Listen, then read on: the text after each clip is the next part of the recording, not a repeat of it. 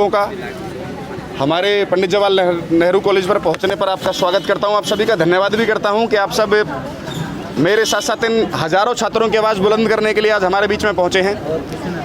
हमारे साथ में मौजूद हैं भाई नितिन सिंगला जी, जो कि शहरी जिलाध्यक्ष हैं युवा कांग्रेस के, और भाई ओपी भाटी जी हैं, और मेरे पीछे खड़े हुए हैं जो छात्र हैं जिन्हें जब से पता चला है कि उनके छात्र नेता के साथ में इस तरीके की तानाशाही अपनाई जा रही है, ये सब लोग मेरे समर्थन में यहाँ पर आए हुए हैं। तो मैं ज़्यादा समय न लेते हुए मुद्दे की तरफ लेके चलता हूँ आप सबको। ये मुद्दा शुरू होता है 18 सितंबर 2022 से। ये जो मामला है 18 सितंबर 2022 से शुरू होता है। एक नोटिस निकाला जाता है प्रिंसिपल की तरफ से। उस समय के जो प्रिंसिपल थे उन्होंने एक नोटिस निकाला था कि अगर आपकी क्लास नहीं लग रही है तो जो स्टूडेंट हैं वो शिकायत कर सकते हैं, अपनी तरफ से शिकायत कर सकते हैं अगर आपकी क्लास नहीं लग रही है। तो उसी कड़ी में एक बच्चे ने शिकायत करी। 19 तारीख को एक बच्चे ने शिकायत की जाती है कि जी हमारे 2 सब्जेक्ट की क्लास नहीं लग रही है, एक लिटरेसी है, फिल्म लिटरेसी, एंड एक वो है अमेरिकन लिटरेचर। इन दोनों क्लासेस की हमारी क्लास नहीं लग पा रही हैं। तो उस बच्चे को तुरंत प्रभाव से अगले दिन प्रिंसिपल ऑफिस में बुलाया जाता है। प्रिंसिपल ऑफिस में बुला करके उस बच्चे को धमकाया जाता है। उसकी वीडियो मेरे पास में मौजूद है। उस बच्चे को धमकाया जाता है कि भाई आप क्यों कर रहे हो। उस बच्चे ने सिर्फ इतना सवाल पूछा था कि जी आप मुझे सिर्फ इतना सा बता दो कि मैडम क्लास क्यों नहीं ले रहा। आपने फर्स्ट सेमेस्टर में क्लास नहीं ली, सेकंड सेमेस्टर में क्लास नहीं ली, और उसके बाद आप अभी भी नहीं ले रहे हो, ना नोट्स प्रोवाइड करवा रहे हो। तो मैडम ने कहा हम आपको स्पून फीडिंग नहीं करेंगे, हम आपको स्पून फीडिंग नहीं करेंगे, आप नर्सरी क्लास के बच्चे नहीं हो। तो इतना ही करने पर उस बच्चे के खिलाफ सेक्टर 16 चौकी में कंप्लेंट कर दी जाती है, और 8-9 टीचरों के सामने वो बच्चा गलती ना होते हुए भी इनके पैर पकड़ के माफ़ी मांगता है। पैर पकड़ने के बाद वहाँ पर इनका समझौता हो जाता है। ये लोग कहते हैं कि भाई ठीक है हमारा समझौता हो गया, हम किस पे कोई कार्रवाई नहीं चाहते। लेकिन उसके बाद में आप बहुत बड़ी बात यहाँ पर आपको एक ये बताता हूँ कि जो कंप्लेंट थी, जो ये 2 सब्जेक्ट हैं, ये 2 सब्जेक्ट आज जो हमारे कॉलेज की प्रिंसिपल है रुचिरा खुल्लर जी, वो पढ़ाती थी उस समय पर, उनके खिलाफ कंप्लेंट है, और उन्होंने उस बच्चे को सस्पेंड किया था। 20 सितंबर 2022 को उस बच्चे को उन्होंने सस्पेंड किया था, सस्पेंशन फ्रॉम द कॉलेज। जिसके खिलाफ कंप्लेंट हो, ऐसा आपने इतिहास में कभी नहीं देखा होगा। जिसके खिलाफ कंप्लेंट करी हो वही उसमें डीलिंग हैंड हो, और उसी ने उस बच्चे को सस्पेंड कर दिया हो। उसके बाद में कॉलेज के अंदर नोटिस निकाला जाता है, no outsider are allowed in the college premises. उन्हीं के द्वारा ये निकाला जाता है। उसके बाद में आप इसकी पुष्टि कर सकते हैं। व्हाट्सएप की चैट है, जो बच्चे ने पूछा है टीचर से कि मैडम आप क्लास लेंगे या नहीं लेंगे, आप पढ़ाएंगे नहीं पढ़ाएंगी। ये देखो I will take film studies पूरा लिखा हुआ है इसमें। थोड़ा आगे करके भी दिखा दीजिए। जी देख लीजिए, कैमरों में सबके आ सकते। जी ये पूरा देख लीजिए आप। ये पूरा व्हाट्सएप का नंबर है। उसके बाद में क्या होता है, 7 अक्टूबर को 21 सितंबर तक का तो ये रहा। 21 सितंबर तक जब तक बच्चा कंप्लेंट नहीं करता है तब तक तो कॉलेज के टाइम टेबल में ये देखिए मैंने अंडरलाइन कर रखा, MA semester 3rd sem film and literature Ruchira Khullar ji पढ़ा रही थी 21 तारीख को, 21 सितंबर 2022 को। जब बच्चे ने कंप्लेंट करी, बच्चे के कंप्लेंट करने के बाद में इन्होंने क्या करा, तुरंत इन्होंने 7 अक्टूबर 2022 को, हो सकता है 2 दिन ऊपर नीचे हो सकते हैं, इन्होंने तुरंत प्रभाव से अपनी क्लास उठा करके BFM ले ली, और अपनी क्लासेस एक एक्सटेंशन लेक्चरर हैं उन्हें दे दी अपनी क्लास। और रूल, जबकि नियम यह है, कोई भी शिक्षाविद, आप सब मीडिया के माध्यम से मैं बताता हूँ, कोई भी शिक्षाविद इस वीडियो को देख रहा हो तो जो रेगुलर क्लासेस, जो PG क्लासेस होती हैं, जो रेगुलर टीचर होते हैं वो लेते हैं एक्सटेंशन का, अगर रेगुलर नहीं है तो एक्सटेंशन लेते हैं। उसके बाद इन्होंने इसे सस्पेंड कर दिया। ये है, इन्होंने बदलाव कर दिया इसमें टाइम टेबल में। ठीक है जी, ये सरासर तानाशाही चल रही है। अब 1 जुलाई 2023 से जब से मैडम प्रिंसिपल कॉलेज के अंदर आई हैं, तब से कॉलेज के अंदर इस तरीके की तानाशाही रवैया अपनाया जा रहा है। सबसे पहले क्या हुआ था कि हमारे कॉलेज में 6 कोर्स आए थे, उसके लिए NSUI ने प्रयास किया था, आप सबने भी छापा था। इसमें एक MCA है, master of computer application. MCA के अंदर 60 सीट आई थी हमारे कॉलेज में, लेकिन एडमिशन नहीं हो पाया। जब हमने उसकी जाननी चाहिए तो उन्होंने कहा जी AICTE का अप्रूवल नहीं है। लेकिन यही कोर्स अग्रवाल कॉलेज के अंदर आता है। अग्रवाल कॉलेज में इसका अप्रूवल कैसे मिल गया? एक ही यूनिवर्सिटी DHC के अंदर आते हैं, एक ही स्टेट। ऐसा कैसे हो गया कि प्राइवेट को तो, सेल्फ एडेड कॉलेज को तो आपने परमिशन दे दी, लेकिन गवर्नमेंट कॉलेज को नहीं दी? किसकी कमी रही? मैंने इसकी मांग करी, इन्होंने उसमें नेताओं को बरगलाया। यहाँ के जो स्थानीय विधायक हैं उन्होंने भी कहा तेरी नेतागिरी सही चमक रही, तो चमकाए जा अपनी नेतागिरी। क्या छात्र हितों में आवाज उठाना अगर नेतागिरी है? मैंने तब भी कहा था और मैं आज फिर कहता हूँ, अगर छात्र हितों में आवाज उठाना नेतागिरी, तो ये नेतागिरी हर किसी जनप्रतिनिधि को करनी चाहिए। माननीय विधायक नरेंद्र गुप्ता जी को भी करनी चाहिए, और जितने भी जनप्रतिनिधि हैं चाहे किसी भी पार्टी को, उनको करनी चाहिए। उसके बाद में दूसरा मुद्दा मैंने उठाया था, ये उसकी पुलिस कंप्लेंट की कॉपी है। ये पुलिस चौकी सेक्टर 16 की है। एक बच्चे ने एक लड़के से एडमिशन करवाने के एवज में 7,000 रुपये रिश्वत ली थी। मैंने उस आवाज़ को उठाया था, खुद प्रिंसिपल ने अपने सामने, मुझे ऐसा पता चला कॉलेज के अंदर, अपने सामने पैसे दिलवाए। आप सबको बता देना चाहता हूं कि अब इन्होंने संविधान में एक नया अध्यादेश ले आए हैं लोग कि भाई जो भी रिश्वत लेगा, रिश्वत के पैसे वापस दिला दो, मामला रफे दफे है।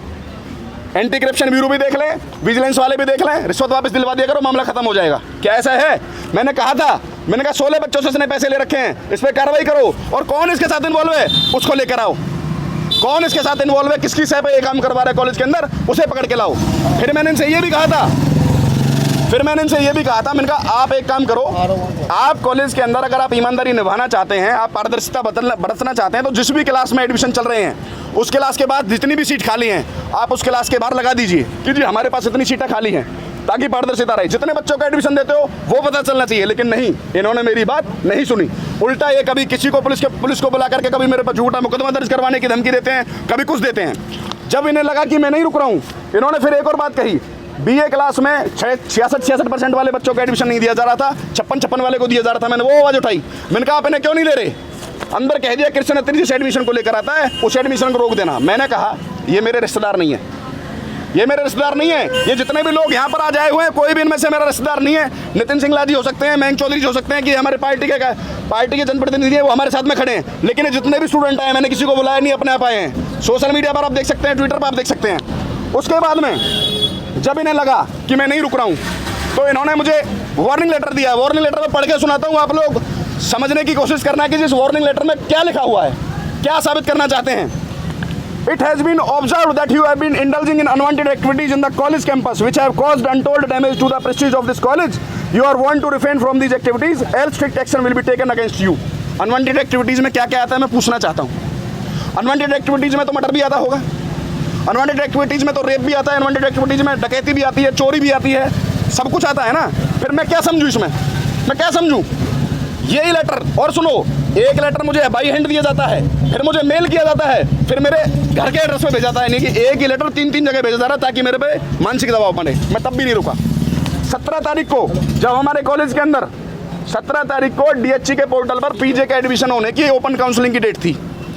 पिछले वाले कॉलेज में भी एडमिशन हुए, इसके पीछे एक कॉलेज में MCOM उस दिन एडमिशन है। तो आप पता करना, पत्रकार बंधु, आप किसी के बाध्य नहीं है, आप कहीं भी जाकर के पता कर सकते हैं। जो मैं चीज़ें बोल रहा हूँ साक्ष्य के आधार पर बोल रहा हूँ। इन्होंने क्या करा, इन्होंने 17 तारीख को कॉलेज में तीज मनाई। मैं तीज के बिल्कुल भी खिलाफ नहीं हूँ। इस तरीके की कल्चरल एक्टिविटीज़ कॉलेज में होनी चाहिए, मैं बिल्कुल इसका समर्थन में हूँ। लेकिन छात्रों को भी कोई परेशानी नहीं होनी चाहिए। उस दिन हमारे साथ वीडियो में एक बच्चा था, वो हैंडीकैप था, वो हथीन से चलकर यहाँ आया था। किस कारण की जी? DHC के पोर्टल पे, क्योंकि एडमिशन प्रक्रिया जो होती है वो DHC के पोर्टल के हिसाब से चलती है, ना कि मेरे और आपके कहने से चलती है। जो DHC डिसाइड करता है वो। इन्होंने उस दिन सेक्टर 16 के इंचार्ज भी आए थे। ये उन बच्चों के नंबर हैं जो बच्चे एडमिशन लेने के लिए आए होते हैं। बहुत लंबी लिस्ट थी, लेकिन ये लिस्ट हमने 2 और 2:30 बजे बनाई थी। इनमें नाम और नंबर हैं, जो मीडिया के साथ ही चाहे वो फ़ोन करके देख सकते हैं कि ये उस कॉलेज में प्रेजेंट थे और नहीं थे। और दूसरी बात, अगर 17 तारीख को कोई एडमिशन हुआ हो, अगर उन्होंने चोर रास्ते से कोई एक आध क्लास में एडमिशन कर दिया हो तो कह नहीं सकता। अन्यथा आप देख लेना, 17 तारीख को उन्होंने कोई एडमिशन नहीं किया, सारे बच्चों को घर भगा दिया। किसी डिपार्टमेंट के बाहर लिखा हुआ था कि जी यहाँ पे ओपन काउंसलिंग आज नहीं होगी। किसी ने कह दिया जी लिस्ट नहीं आ रही ऊपर से, किसी ने कह दिया जी अभी आज हमारा तीज का कार्यक्रम है। मैं आपसे पूछना चाहता हूँ, क्या 100 का 100% आप तीज में बिजी था? आपको ये चाहिए था कि आप तीज भी मनाओ और बच्चों के एडमिशन में भी परेशानी का सामना ना करना पड़े। मैंने उस दिन आवाज़ उठाई तो इन्होंने फिर मुझे सस्पेंड कर दिया है। कल 21 तारीख को एक लेटर आता है मेरे पास, जगबीर जी हैं ऑफिस में कर्मचारी हैं, वो लेकर मेरे पास लेटर आते हैं। उसमें लिखा हुआ है, it has been observe that in spite of the warning issued to you vide with this letter number 2539, जो 10 तारीख को दिया था उसका लेटर नंबर 2539 है, dated 10 August 2023, you have been unnecessary interfering in the smooth functioning of admission process. यानी कि मैं अगर आवाज़ उठा रहा हूँ तो इनकी स्मूथ फंक्शनिंग चल रही है। जो इनका आराम हराम कर रहा हूँ वो इनके लिए स्मूथ फंक्शनिंग है, उसमें मैं रुकावट डाल रहा हूँ, इसलिए मेरे खिलाफ एक्शन ले रहे हैं। You are an ordinary student of the college. मैं आपसे पूछना चाहता हूँ, ऑर्डिनरी और इनऑर्डिनरी क्या होता है? साधारण और असाधारण क्या होता है? साधारण और असाधारण होता क्या है? कोई परिभाषा है आप लोगों के पास में? उसके बाद में ये कहते हैं, have no right to surpass the hierarchy of college administration by calling the media directly. यानी कि आप सब लोग जो कॉलेज में इनकी खबरें लगाते हो, अगर आप पॉजिटिव लगाओगे तो ये आपके हितैषी, अगर आप नेगेटिव लगाओगे तो आप पर भी उंगली उठाई जाएगी। लिखा हुआ है स्पष्ट, ये मैं नहीं कह रहा, ये लेटर कह रहा है। ये लेटर झूठ नहीं बोल रहा। उसके बाद इन्होंने लिखा है this has defamed the college and tarnished the image of this estimated institution, यानी कि मैंने इसकी इमेज को खराब किया है। यानी कि अगर मैं बच्चों की आवाज़ उठा रहा हूँ, अगर मैं इनसे कह रहा हूँ अपने बच्चों को एडमिशन दो, अगर मैं इनसे कह रहा हूँ रिश्वतखोरी पर रोक लगाओ, और मैं इनसे कह रहा हूँ एमसीए का जो कोर्स शुरू हो चुका है उसको शुरू करो, मैं इनकी इमेज को खराब कर रहा हूँ। ये लोग इमेज उठा रहे हैं, जो इनके खिलाफ आवाज़ उठा रहे हैं उसको सस्पेंड कर रहे हैं, इसको सस्पेंड करें। फिर उसके बाद आता है as such you are hereby suspended till further order as per recommendation of the council, यानी कि इसमें ना तो 5 दिन का पता, ना 7 दिन का पता, ना 10 दिन का पता, ना 20 दिन का पता। तो इससे ज़्यादा तानाशाही और क्या होगी? अब मैं आप सबसे पूछना चाहता हूं कि इससे ज़्यादा तानाशाही क्या होगी जब ये लोग इस तरीके की हरकतों पर उतारू, और किसके इशारे पे ये काम हो रहा है? भारतीय जनता पार्टी और जेजेपी जो सत्ता में काबिज हैं, क्या वो लोग इस माध्यम से मेरी आवाज़ को दबाना चाहते हैं? मैं उस पार्टी का सिपाही हूँ जिसमें माननीय राहुल गांधी जी को संसद से सस्पेंड किया था, और वो भी न्यायालय से जीत कर आए थे। और कृष्ण अत्री आज आप सबके सामने मौके डंके की चोट पे कहता हूं कि मैं जीत कर इसको रिवोक करवाऊंगा। तो इसने लिखा हुआ है ना कि till further order as per recommendation, इसमें टाइम नहीं दे रखा, डेट नहीं दे रखा, बाउंडेशन नहीं दे रखा। आप जितनी मर्जी कोशिशें कर लो, कभी मुझे झूठे मुकदमों में कोशिश कर जाती है। इन्होंने क्या करा है, अभी भी मैं कह रहा हूँ, जो लोग इनमें बटनिंग करते रहते हैं उन लोगों को बुला बुला करके एडमिशन दे रहे हैं अभी भी। इसका नाम भी बता दे जो देखिए मैं माफ़ी चाहूँगा, मैं लोगों को अपने मुंह से नाम लेकर के नेता नहीं बनाना चाहता। आप समझने की कोशिश करें इसको, उनके लिए इतना ही वो समझ जाएंगे, वो चिलमिलाए हैं।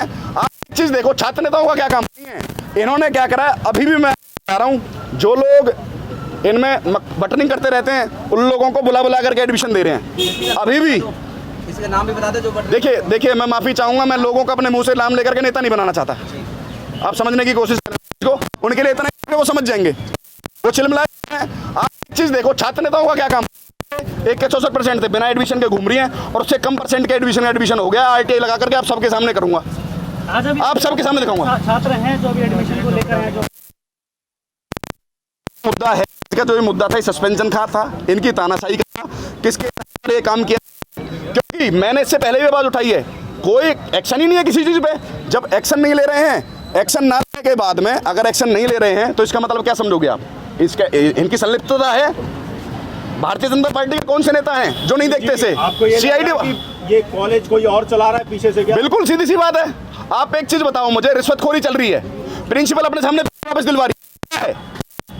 मैंने कहा 17 तारीख को आप चेक करवा लो, एक भी एडमिशन हुआ हो तो। डीएचसी के 17 तारीख को ओपन काउंसलिंग शुरू हुई है, वो क्या है? एमसीए इस कॉलेज में स्टार्ट नहीं, प्राइवेट कॉलेज में स्टार्ट हो गई, वो क्या है?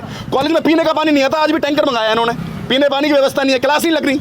इस तरीके के ड्रामाओं में सारा टाइम निकाल देते हैं। यही कृष्ण अत्री एबीवीपी के या जेजेपी के यहाँ के अगर अध्यक्ष होते कॉलेज के तो इनके ऊपर एक कार्रवाई नहीं की जाती। आज अगर कॉलेज की प्रिंसिपल और कॉलेज का स्टाफ मैनेजमेंट ये सोचे कि छात्रों को एडमिशन भी मत दो, छात्रों से पैसे भी लो, छात्रों को धमकी दो, छात्र यहाँ से वापस जा रहे हैं, को अधिकार नहीं है। सबसे बड़ी बात यह है कि महिलाओं युवाओं के प्रति, छात्रों के प्रति कोई तरीके की सद्भावना बच्चों को लेकर प्रिंसिपल के मन में नहीं है। रही बात कृष्ण अत्री को सस्पेंड करने की, कृष्ण अत्री एक आंदोलनकारी छात्र नेता है। जिस तरीके का मामला इस कॉलेज ने करा है, ये कहीं ना कहीं राहुल गांधी जी के साथ जो नरेंद्र मोदी की सरकार ने किया, उस हिटलर शाही से दिखा देता है। मतलब भाजपा ने ये दिखा दिया कि हम हर स्तर पर करेंगे, चाहे वो छात्र हो, किसान हो, मजदूर हो, व्यापारी हो या किसी भी वर्ग के हो, हम किसी भी वर्ग पे कोई भी आवाज़ इनके खिलाफ उठाएगा। पहले एक मुद्दा चलाया कि अगर जो भी थे इनके खिलाफ आवाज़ उठाता था तो देशद्रोही बताते थे।